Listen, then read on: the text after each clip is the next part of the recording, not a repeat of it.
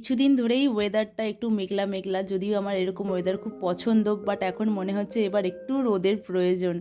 তো আমি বেরিয়েছিলাম চাম্পাহাটিতে, দাদার বিয়ে আসছে তাই একটু টুকটাক কেনার ছিল, তারপর পার্লারে যাওয়ার ছিল। আহ, আসার সময় দেখছিলাম বন্ধ, বাট বাড়িতে যাওয়ার টাইমে দেখি খোলা। তো সব কিছু করে টোরে নিয়ে বাড়িতে চলে এলাম।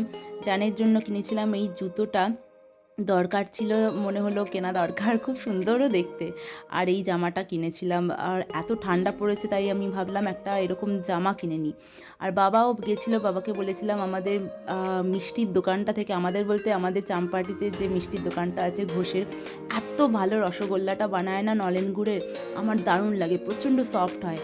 আর বোন থাকলে তো কোনো কথাই নেই, জানে সব কিছু দায়িত্ব বোনের কাছে চলে যায়। রাতের বেলায় মা করেছিল কড়াইশুঁটির কচুরি, শীতকালে জমে যায় যা।